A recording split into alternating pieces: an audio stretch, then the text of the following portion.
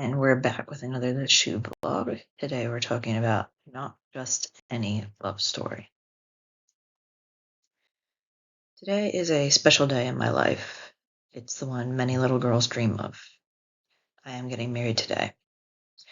Now, when I was younger, I wasn't a girl who pictured her perfect wedding, and even when I got older, I didn't have a crazy vision in mind. But as time went on, I began to wonder if I would ever get married. I had never been in a relationship and didn't have any on the horizon, but I knew that I felt like it would be nice to have someone to share life with. So I tried online dating. I went on a few dates with people, but didn't feel a love kind of connection with them.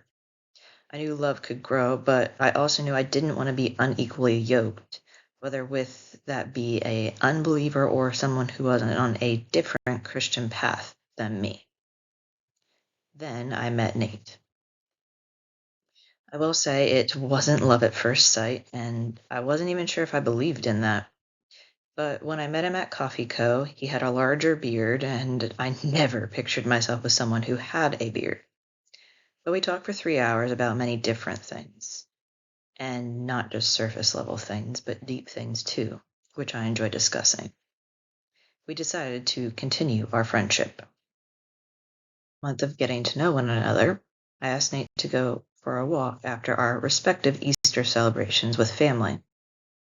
He said yes, and we discussed what our relationship would look like if we were to have one.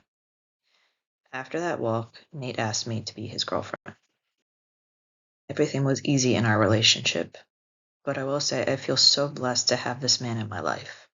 I'm so thankful for him. He is caring and has a servant's heart. He listens and communicates well. And it's a bonus that he and I have similar interests, such as Lord of the Rings, Star Wars, Marvel, soccer, writing, and so on. I don't just want to tell you about my man. I also want to remember the promises I am making to him and myself. So instead of doing a typical blog, this time I just wanted to share a bit of our story and also share my vows, so I have them in writing in multiple places. It's hard to wait. I will, because patience can make me great. It may be hard to always be kind and serve, but I will do my best even if you get on my last nerve. I may want to brag about my man, but I will try not to be prideful if I can. To show respect is another thing I vow, because I was raised right, I know how. Another thing I will do is do my best to forgive others and you, because that's what God has called us to do. Following your lead and helping you grow, that's what I want to do for the rest of my life. If you didn't guess that, well, now you know. I love you and I'm so glad I get to spend the rest of my life with you. Oh, and one last thing I love about you. You are on standby for almost anyone in your life, so now it's time for you to stand by to get some. You showing love to those you love. Have you made any promises that you need to remember to